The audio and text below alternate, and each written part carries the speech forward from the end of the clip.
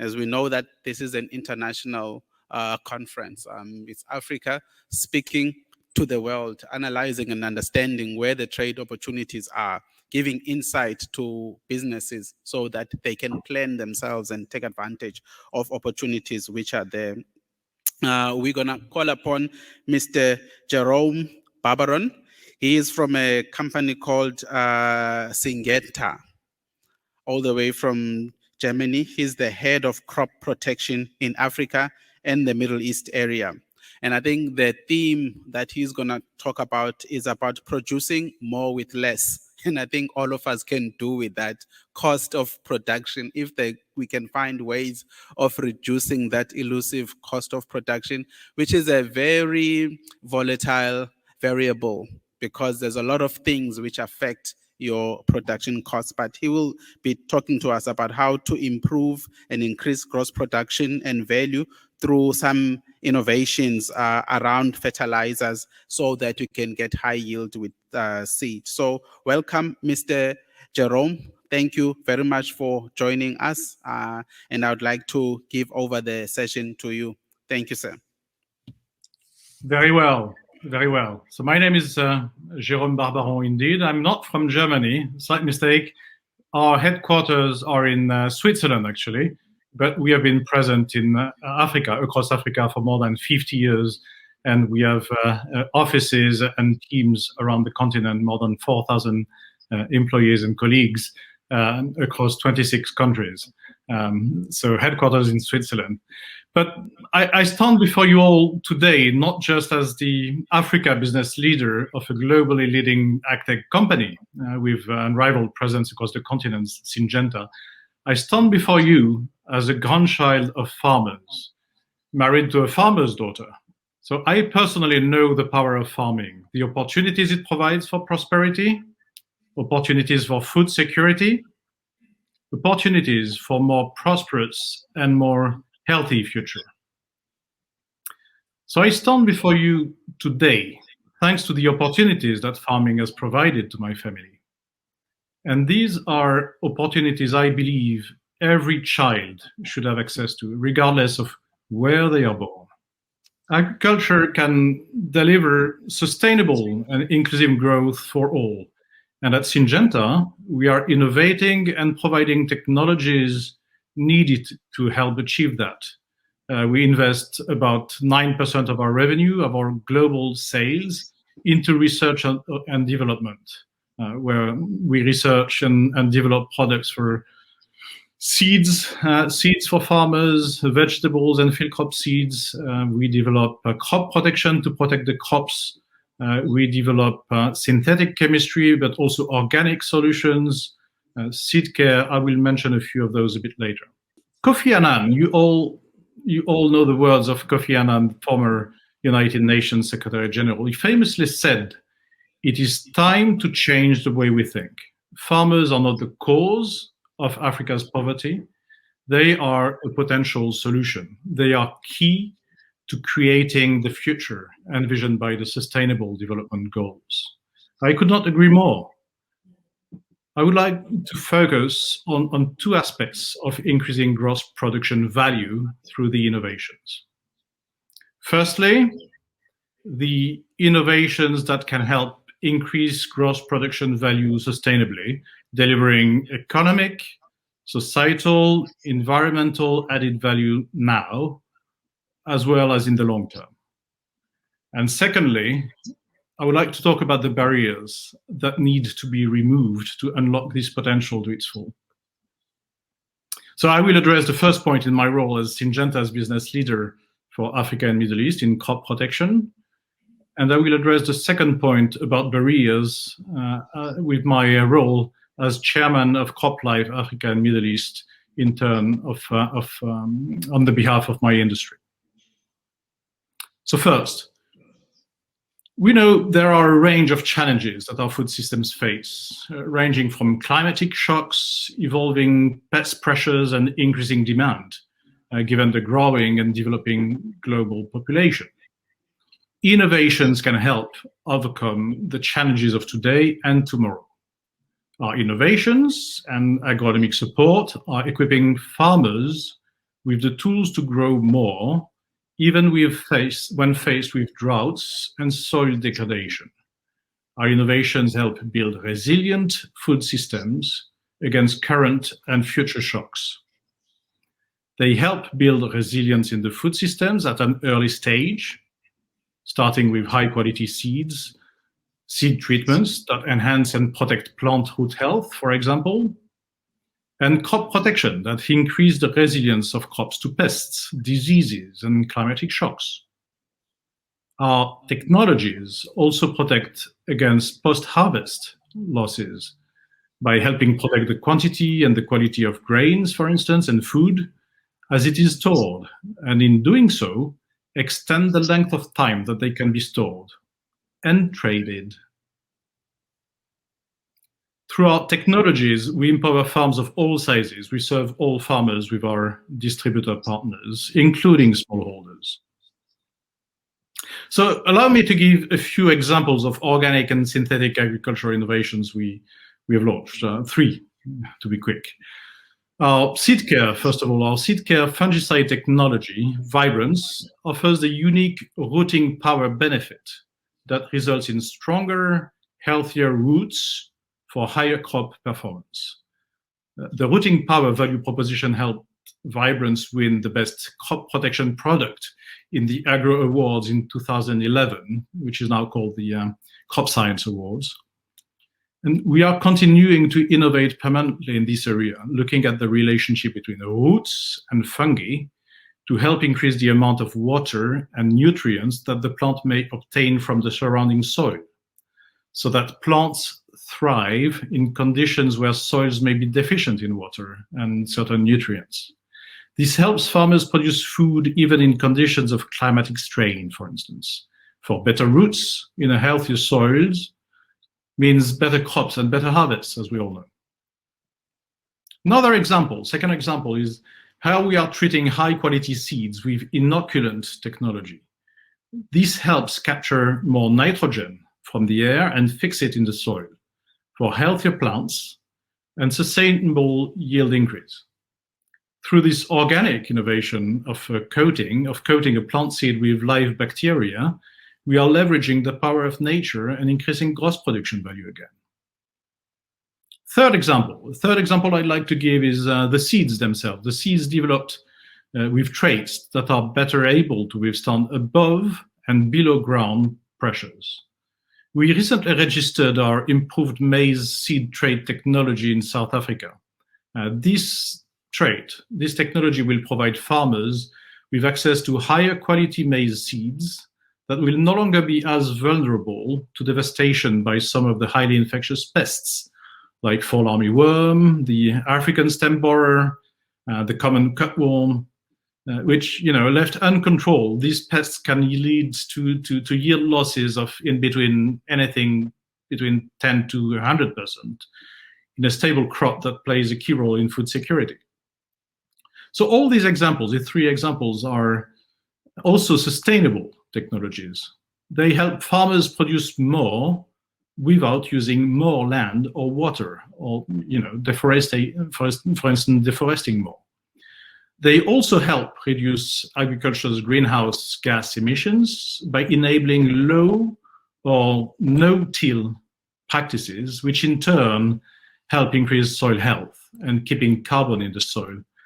You may know that there is already today more carbon stocked and stored in soil than in the atmosphere and all plant life combined. So protecting and enhancing the ability to store carbon is key for our future. Our agricultural technologies are a pillar of a more regenerative approach to agriculture. Sustainable innovations need to also be complemented, of course, with sustainable farming practices. So we are training farmers together with our partners and distributors on the ground also on good agronomic practices and the correct use of our innovations for human, plant, and food health. Since 2013, for instance, as Syngenta, we have trained over 4 million farmers in Africa. But achieving impact at scale requires collective action. As different private and public actors, we also need to come together. An important area where we need to work together, I'm really passionate about, is fake seeds and fake crop protection products. These continue to pose a risk, not only to human, environmental, and societal health, but they also pose a major risk to the yield of farmers.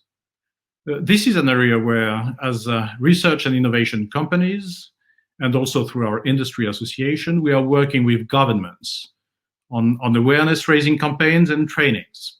It is an area that requires collective action and an area where we must continue to step up our efforts. Talking of collective action, I would like to now to talk about the power of trade on behalf of my industry in my role as chairman of CropLife Africa and Middle East. Barriers to trade remain a major bottleneck to agricultural growth. Free trade can be a powerful sustainable growth tool for Africa. Free trade clearly means access to high-value markets for farmers. It also means timely access to yield-increasing sustainable technologies. Let farmers in Africa produce and trade. Let them produce and trade rather than leaving them dependent on aid.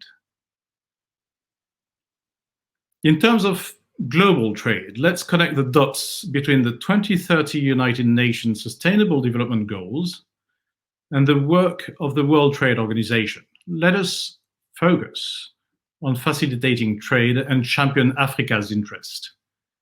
Let us support farmers concerned about the rise of protectionism in global trade. Let us deliver free trade for the benefit of Africa. We know all too well the pest pressures African farmers face, like fall armyworm and desert locust, gigantic swarms, and the devastations they've been causing, especially last year in Ethiopia and Kenya, but bigger part of the continent also. Europeans, thankfully, do not experience these and also do not have the same level of poverty, yield gaps, or food insecurity as some countries in Africa. You may know that the average African farm performs at only around 30 to 40% of its real potential. So the continent has more than 50% of the world population suffering from food insecurity and is the world's fastest growing continent. So limiting the access of African farmers to the necessary sustainable technologies based on European organic farming pressures is something we would therefore seriously question. Let us also unleash the potential of intra-African trade. The African Continental Free Trade Area was formally launched, kicked off with the Secretariat General based in Ghana on January this year, has huge potential, but for that to be realized, it needs to be implemented in a timely manner by all signatories, and we need to see the harmonizing of risk-based standards, registration, and licensing systems across Africa. According to the World Bank, the African Continental Free Trade Area has the potential to lift up more than 30 million Africans out of extreme poverty. By removing intra-African trade barriers, we will be better able to enable access to innovations, as well to also potentially reduce the carbon footprint of the agriculture industry. So removing intra-African trade barriers can make it easier to produce, supply, and source from within Africa. Allow me now to conclude by appealing for collective action on agri-food trade. Let us remove the barriers to prosperity. By removing barriers to trade and enabling access to yield-increasing sustainable inputs that companies like Syngenta and other research and development companies provide, potentially billions of US dollars today spent on food imports could be used to fuel the economic growth of African countries. According to FAO statistics, Sub-Saharan Africa alone spends more than $40 billion per year on food imports. I say, let us enable that money to be spent on empowering Africa's rural economies.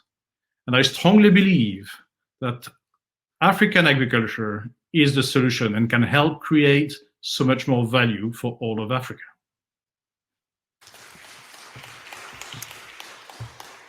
Thanks very much, Mr. Barbaron, for a very insightful talk. I think listening, I think there's a lot of insight there. And I think what's making me happy is the fact that I think the room is full of private sector players, business operators, whom all of this information is very useful and insightful for, especially the key things that you spoke about. Issue of access to good quality seeds, which are robust, which are resilient, because we have these climatic conditions in the continent. We have our beautiful savannas. They come with a lot of good and a lot of challenges at the same time. And I think as well, crop protection. I mean, I remember last year during the first lockdowns, Ethiopia and Kenya had a bad invasion. And I think it's solutions like these which we need to have. And I know here in the southern parts, the army worm is also another big problem that we have around these areas. And I think also what is commendable is the fact that a lot of money from your company is being spent on research and development, 9% of your revenue being dedicated to that. It is not something to just look down upon. It just shows how forward-looking you are and constantly looking and improving at solutions. And I think the intention is that farmers, you need to engage with companies like this, have these discussions with the companies, see how your current problems can be addressed. And I think as the theme has been around here, that solutions are all around us. There's not one entity or enterprise with all the answers. And the answers are not only concentrated in the private sector, or only the government can come with the answers. And I think just to also take away those great words from the late Kofi Annan, about Africa having to use the farmers as the solutions to our problems. We've been having these slogans of aid, not trade. Trade, not aid. I think aid, we have received a lot of it over the years, but I think, unfortunately, there's not a lot to show. I think if you look at our poverty indexes and ratios, they keep getting worse to some, for some reason. As much as some indices are doing okay, that we're the fastest growing continent in terms of economic growth. But I think there's a lot of the African population who are left behind in that. Because I think if you look at our Gini coefficient as a continent, it's amongst the highest in the world. There's gross inequalities within the continent. And I think there needs to be a great support into these rural communities. I think we also taking questions or comments of clarity from the participants. We really open to that. So don't feel shy, raise your hand, and I'll be able to take your question. But I just got one question, Mr. Barbaron. Sure. I think if you look at the world today, green economies, because that's how we think that we'll be able to protect and have the same planet over the next 1,000 to millennia. Because I mean, as a human race, we're not wishing for a day whereby we will be wiped out for any reason. We're only hoping that we will perpetually improve and get better as a species. And I think, and we've had these problems over the past 20 years about global warming and greenhouse emissions. And I think agriculture is always fingered among some of the worst within that space. I know in Europe, there's a big drive to have meat-free diet, because I think the production of that protein through meat emits a lot of emissions. And I think also even crop, because even for us to have that protein, we need to plant a lot of maize, a lot of soya, which demands a lot of water. Just a question around efficiency in water usage, because I liked the examples that you spoke about improving the root system and the health in the plant. Also making sure that the soils are healthier so that the soils can give us more nitrogen and perform better and more efficiently without us having to over irrigate, because we know that that's one resource which is scarce throughout the whole world. I don't think there's one continent which says they've got all the abundance, especially freshwater resources. In terms of your company, is there any specific solutions around efficiency and improvement of water use within the production system? Thanks.